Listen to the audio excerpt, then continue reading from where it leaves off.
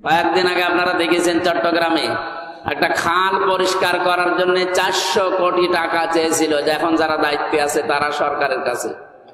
বাংলাদেশ জামাত ইসলামীর ওই এলাকার যিনি সিংহ পুরুষ সাবেক এমপি আলহাজ শাহজাহান চৌধুরী হাফিজাহুল্লাহ, আল্লাহরে বান্দা বলেছে 1 টাকাও দেওয়া লাগবে।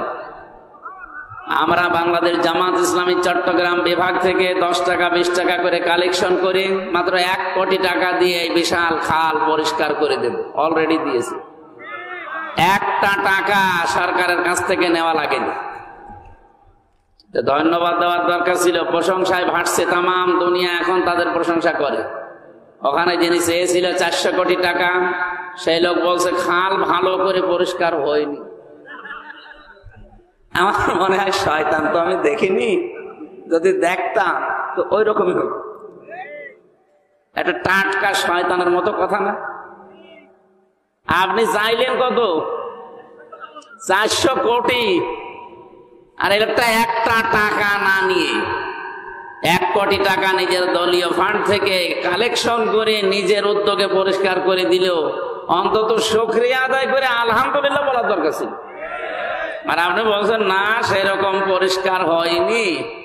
আপনার কাছে 400 কোটি টাকা দিলে পোড়াটায় হাওয়া হয়েছে, তো আর পরিষ্কার এই পরিমাণ হইতো না।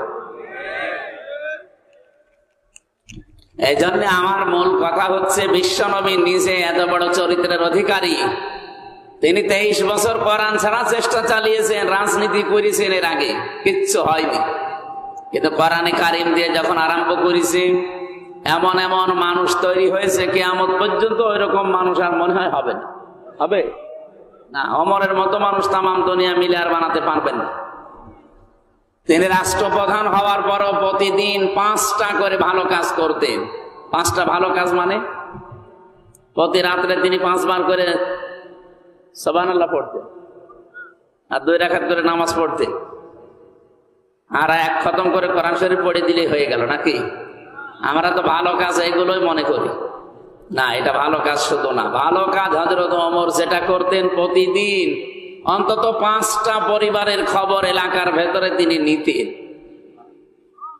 যে রাতে একেবারে তার পুরা জীবন পড়ে আমি দেখেছি, যে রাতে একেবারেই কিছু হয়নি, অন্তত 3টা ভালো কাজ তিনি করেছেন। সে কি কাজ? রাতের বেলা যে দেখলেন যে বাড়ি থেকে একটা লোক বের হয় আবার প্রবেশ করে, উনি যে হাত চেপে ধরলেন, ডাক দিয়ে বললেন, আল্লাহর বান্দা, বারবার এর বাড়ি থেকে বের হন আবার প্রবেশ করেন, কি আপনি কি? লোকটা বলছে, আমি তো বাড়ির মালিক। মালিক তো বারবার বের হন কেন?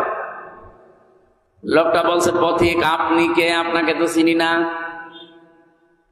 আমার স্ত্রী সন্তান সম্ভবা, এমন একটা বিপদে আমি আছি, এরকম বিপদে জীবনে আমি পড়ি নাই, আর আমি এ বিষয়ে একেবারে অনভিজ্ঞ, কিচ্ছু জানি না যে ডেলিভারি কি করে করাতে হয়। স্ত্রী ব্যথার যন্ত্রণায় ছটফট করছে, বাধ্য হয়ে বারবার বাইরে আসি আবার ভেতরে যায়। হযরত ওমর সঙ্গে সঙ্গে বাড়িতে গেলেন, স্ত্রীকে ডাক দিয়ে বললেন, আব্দুল্লাহর মা, আল্লাহ জান্নাত বিক্রি করছে, যদি কিনতে চাও আমার সাথে দৌড়াও। উনি আমার মতো হামজা না, সাধারণ মানুষ না, দেশের প্রেসিডেন্ট, 12.5 লক্ষ বর্গ মাইল এলাকার প্রেসিডেন্ট। এ বিশাল এলাকার দায়িত্বে থাকার পরে স্ত্রীকে বলছে, আল্লাহ জান্নাত বিক্রি করছে, যদি কিনতে চাও আমার সাথে দৌড়াও। বলেন তো, একটা বাংলাদেশের কোন মেম্বারও এই কাজ তার বউ দিয়ে করাবে? আপনি পেয়েছেন আজ পর্যন্ত? স্ত্রীকে বললেন, যদি সত্যি আমার সাথে দৌড়াতে চাও, কিছু তেল, আটা, তরকারি একটা বস্তার ভেতরে নাও, কিছু তেনা নাও, ন্যাকড়া নাও, কাপড় নাও, এগুলো কাজে লাগবে। স্ত্রী বলে, জান্নাত কিনতে যাবেন, তেল নেব কেন, কাজে লাগবে। নিয়ে গেলেন ওই রাতে, ওই লোকটার বাড়ির ভেতরে প্রবেশ করালেন স্ত্রীকে। বাইরে দাঁড়িয়ে আছে, কিছুক্ষণ পরে আওয়াজ এলো, খলিফাতুল মুসলিমের, আপনার বন্ধুকে সুসংবাদ দেন, তার একটা পুত্র সন্তান হয়েছে, ছেলেটাও ভালো আছে, মাও ভালো আছে। হযরত ওমর সঙ্গে সঙ্গে পড়লেন, আলহামদুলিল্লাহ।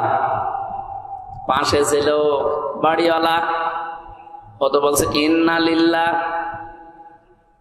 হযরত ওমর বলেন, আপনি ইন্না লিল্লাহ পড়েন, আপনার তো আরো খুশি হয়ে আলহামদুলিল্লাহ পড়ার কথা। লোকটা বলে, খলিফা আমি আপনাকে চিনতে পারি না, রাতের বেলা মেহেরবানি করে আমারে মাফ করে দেন।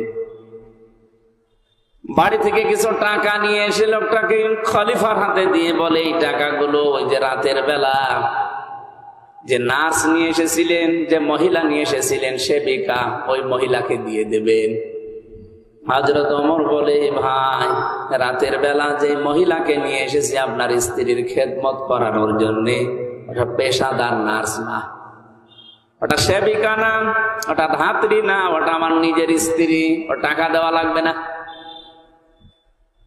এই যে বললাম না যে রাতে একেবারে ভালো কাজ করতেন না, তাও 3টা করতেন, তার ভেতরে এটা একটা। এটার নাম কি? ভালো কাজ। এইরকম ভালো কাজ বাংলাদেশে আছে? আমরা ভালো কাজ, এই যে চলে গেল একটা বিশাল রজনী, এখনো চলছে। এই 10, 11, 12 জিলহজ, কত গুরুত্বপূর্ণ রাত চলে গেল। এই রাতগুলোতে ভালো কাজ আমরা মনে করেছিলাম শুধু কোরবানির গোশত, মরণের খাওয়া খাবো, এই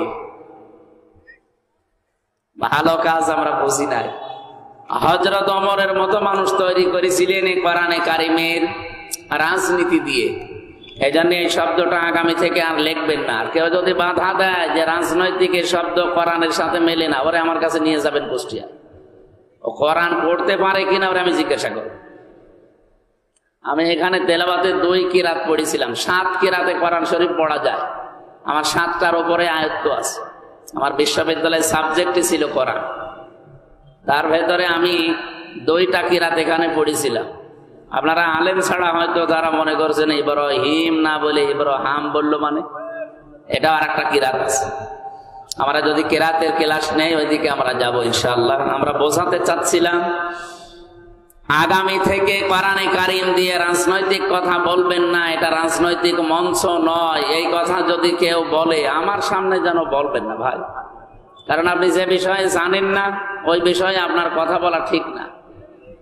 আমার জীবনই কাটছে কোরআনের ওপরে, আমি সেই ছোটবেলা থেকে এর সাথে লেগে আছি। আমি কারিয়ানা শেষ করেছি কোরআনের ওপরে নাকি হাদিসের ওপরে? হাদিসের ওপর কারিয়ানা হয়, কিসের ওপরে? এরপরে হাফেজি পড়েছিলাম এই কোরআনটা মুখস্থ করে।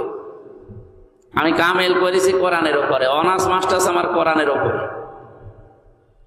আমার এখনো এমফিল চলছে কোরআনের ওপরে, পিএইচডিও আমার কোরআনের ওপরে। বলেন তো, আপনার কাছ থেকে যদি এখন জিজ্ঞাসা করে করে শুনে শুনে করা লাগে, কোরআনের কথা বলা লাগে যে এটা রাজনৈতিক কথা, এটা অরাজনৈতিক কথা, তা আমার গলায় দড়ি দিয়ে মরিয়ে যাওয়ার দরকার না?